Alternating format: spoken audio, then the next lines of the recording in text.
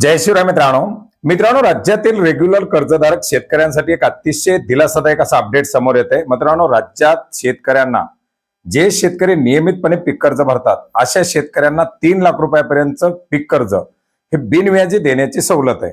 याच्यामध्ये केंद्र शासनाचा 4%, राज्य शासनाचा 3% अशा प्रकारामध्ये एकूण 60% व्याज दर जो असेल तो या ठिकाणी शेतकऱ्यांना माफ केला जातो।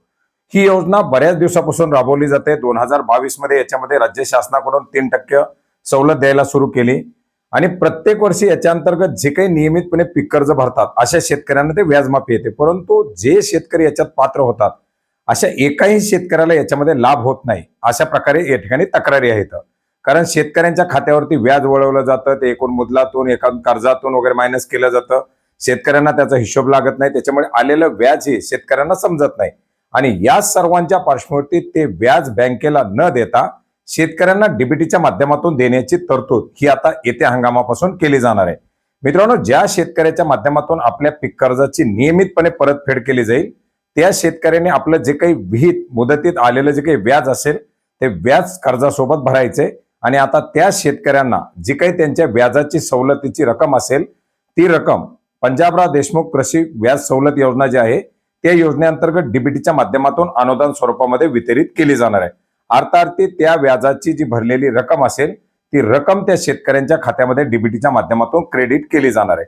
पूर्वी सुद्धा ती त्यांच्या कर्ज खात्यामध्येच येत होती, परंतु त्याचा हिशोब न लागण्यामुळे शेतकऱ्यांना समजत नव्हतं किंवा बँकांच्या माध्यमातून ते दाखवलं जात नव्हतं आणि अर्थार्थी पात्र असून सुद्धा लाखो शेतकऱ्यांना याचा फायदा होत नव्हता। एकंदरीत शेतकऱ्यांसाठी राबवली जाणारी ही योजना आणि शेतकऱ्यांना त्याचा लाभ मिळावा आणि मिळालेला लाभ त्या शेतकऱ्याच्या लक्षात यावा यासाठी हा एक अतिशय महत्त्वाचा असा पर्याय सहकार विभागाच्या माध्यमातून शोधून काढण्यात आलेला आहे, ज्याच्यामुळे आता केंद्र शासनाच्या माध्यमातून दिला जाणारा व्याज परतावा आणि राज्य शासनाच्या माध्यमातून दिला जाणारा व्याज परतावा हा नियमितपणे आपल्या पीक कर्जाची परतफेड करणाऱ्या शेतकऱ्याला त्याच्या खात्यामध्ये दिला जाणार आहे। आता नियमितपणे पीक कर्जाची परतफेड करणारा शेतकरी म्हणजे कोण?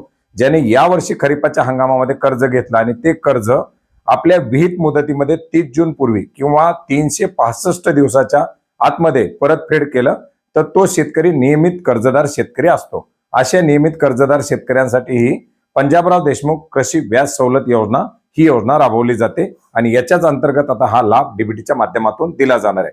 आता याच्या संदर्भातील पुढील मार्गदर्शक सूचना, याचा GR, याची प्रक्रिया, त्याच्या अंमलबजावणीच्या पद्धती, जे काही पुढचे अपडेट येतील ते अपडेट सुद्धा आपण वेळोवेळी जाणून घेण्याचा प्रयत्न करणार आहोत। परंतु शेतकऱ्यांच्या माध्यमातून मागणी केलेला हा एक मोठा बदल आता करण्याची तयारी सहकार विभागाच्या माध्यमातून केलेली आहे। धन्यवाद।